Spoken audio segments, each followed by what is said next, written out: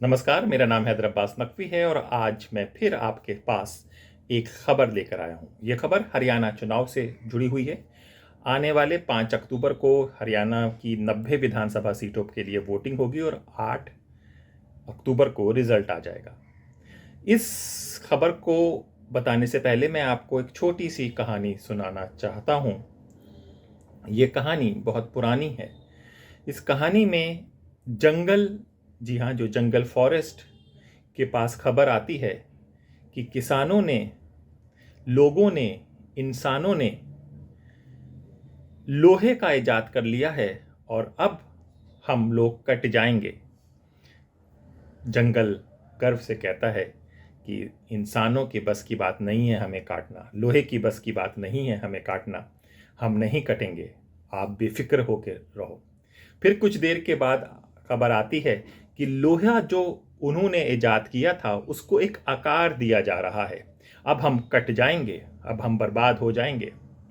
जंगल फिर बड़े कॉन्फिडेंट से कहता है कि कोई आकार, कोई विकार हमको नहीं काट सकता, हम जंगल हैं, हम इसी तरह से जिएंगे। फिर कुछ वक्त के बाद फिर जंगल में खबर आती है कि उस आकार को कुल्हाड़ी का नाम दिया गया है। कुल्हाड़ी की तरह वो उसको तेज किया गया है, आगे से उसकी धार हमें काट देगी। अब भी जंगल कॉन्फिडेंट था। वो कहता है कि नहीं, अब हमको नहीं काटा जा सकता है, हमें नहीं काटा जाएगा, ये सब सिर्फ अफवाहें हैं, इनसे मत डरो, हम जंगल हैं, हम इतने बड़े हैं, विशाल हैं, हमें कोई नहीं काट सकता, इंसान की ताकत और औकात नहीं है हमें काटने में। जंगल जी रहा होता है और फिर जंगल में खबर आती है कि उस कुल्हाड़ी, उस धारदार चीज में एक लकड़ी को लगा दिया गया है। जंगल अब रोने लगता है, कहता है कि अब हमें काट दिया जाएगा। तो लोग पूछते हैं उससे कि अब तक तू इतना कॉन्फिडेंट था कि तुझे नहीं काटा जाएगा, अब तू अचानक कैसे कहने लगा कि तुझे काट दिया जाएगा। तो जंगल कहता है कि अब हमारा आदमी उनसे जाकर मिल गया है, यानी कि जंगल के जो पेड़ वोड़ थे वो लकड़ी उसके अंदर मिल गया है, अब वो कुल्हाड़ी बन गया है, लकड़ी के सहारे अब हमें काट दिया जाएगा। ये कहानी मैं आपको इसलिए बता रहा हूँ और जो बात मैं चुनाव की कर रहा हूँ कि आने वाली जो स्थिति है, स्थिति की जो लोगों के सर्वे आ रहे हैं और अंडर ग्राउंड रिपोर्ट जो आ रही है उसमें साफ तौर पर बताया जा रहा है कि कांग्रेस वापस आ रही है।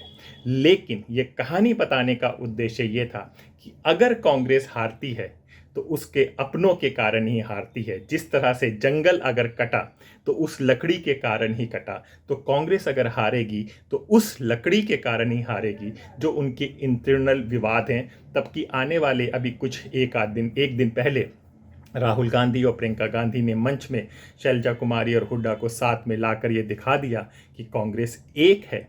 लेकिन ये जो दिखाया गया है ये सही में रहेगा तभी कांग्रेस जीतेगी, नहीं तो कांग्रेस का वही हाल हो जाएगा जो पिछले कई चुनावों में हमने देखा गया है। हरियाणा विधानसभा में 90 सीटें हैं और किस लिए कहा जा रहा है कि कांग्रेस आएगी। 90 सीटें हैं और 90 विधानसभा सीटें हैं और 10 लोकसभा की सीटें हैं। 2019 की अगर हम लोग बात करें तो 2019 में बीजेपी ने बहुत बड़ा फेरबदल किया था, 10 की 10 लोकसभा सीटें जीतकर आई थी। तो लगा था कि वो विधानसभा चुनाव में क्लीन स्वीप कर जाएगी, लेकिन ऐसा हुआ नहीं था। जी हाँ, वो 10 की 10 लोकसभा सीटें लाई थी लेकिन विधानसभा में उसके पास 40 ही सीटें आई थी। ऐसा जब योगेंद्र यादव से पूछा गया तो उन्होंने कहा कि यही आंकड़न आप लगा लीजिए कि 10 सीटें जब वो लाए थे तब 40 हुए थे और इस बार 5 लाए हैं तो उनकी स्थिति क्या होगी। ये एक तरह का आंकड़ा दिया गया था। लेकिन जब ग्राउंड में रिपोर्टर्स जो घूम रहे हैं और जो खबर ला रहे हैं तो उसमें जो बात हुई है, जो बात होकर जो स्पष्ट बात ये आई है कि लोगों ने, यानी कि हरियाणा के लोगों ने मन बना लिया है, सुनिएगा ये बात को, कि उन्होंने मन बना लिया है कि बीजेपी को नहीं लाना है।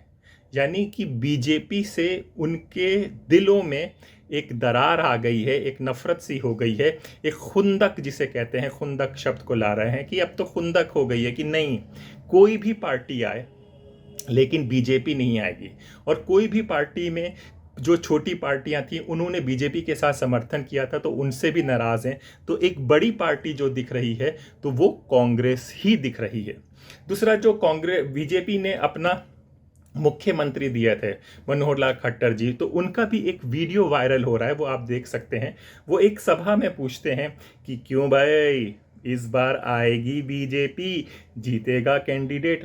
तो लोग खामोश थे, चुप थे। फिर वो दोबारा पूछते हैं बेशर्मों की तरह, क्यों भाई आएगी बीजेपी, जीतेगा हमारा कैंडिडेट। फिर लोग खुश थे। लेकिन एक युवा निकल कर आता है जो वकील होता है, वो कहते हैं बीजेपी तो जीत जाएगी साहब, लेकिन आपका कैंडिडेट नहीं जीतेगा।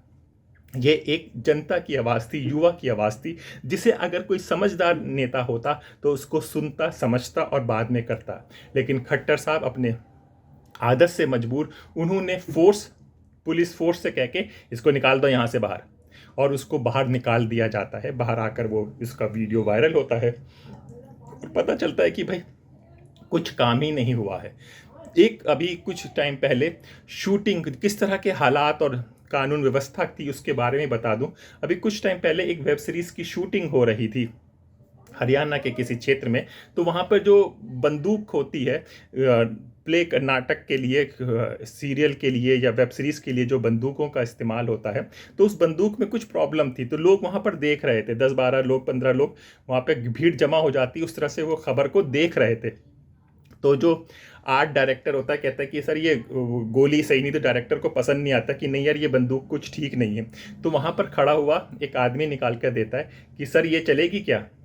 अब उनके पसीने आ जाते हैं और ऐसे करके 10 लोग अपने हथियार निकाल कर दिखा देते हैं कि क्या ये चलेगी शूटिंग के लिए।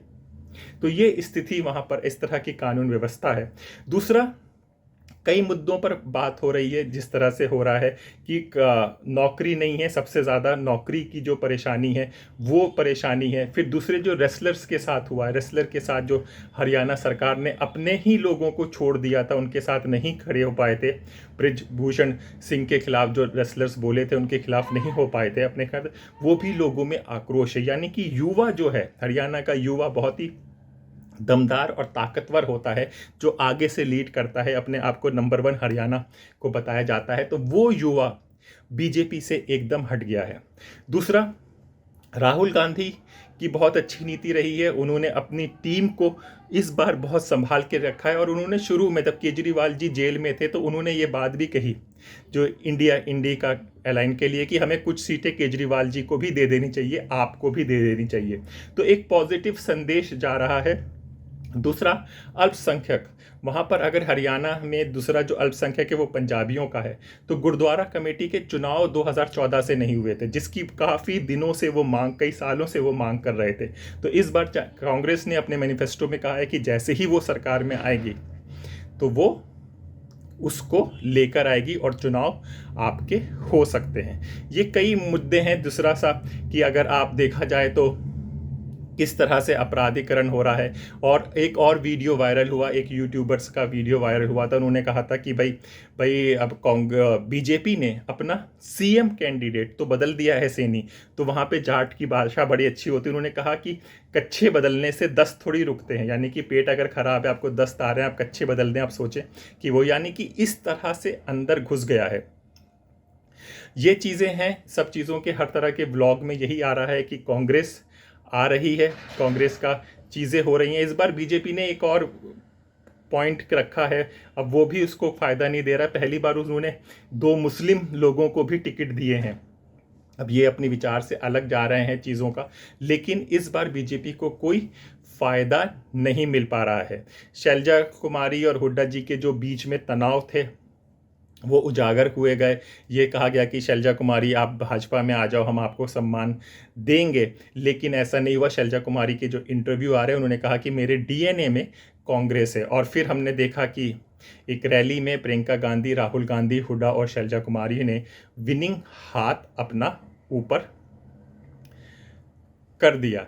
तो ये सब चीज़ें थी हरियाणा के चुनाव में। 5 तारीख को आपका वोटिंग होगी, वोटिंग के बाद 8 तारीख को रिजल्ट आ जाएगा। तो हमें देखना पड़ेगा कि कौन और कैसे इसमें जीतेगा। अभी अमित शाह जी का बयान था, जिन्होंने अपने को जिस संभालते हुए उन्होंने कहा कि कांग्रेस जो वादे कर रही है वो वादे पूरे नहीं करती, वो हवा में वादे पूरे करती, जिसका उन्होंने उदाहरण दिया हिमाचल, तेलंगाना और कर्नाटक में जो वादे किए गए हैं वो वादे पूरे नहीं हुए हैं।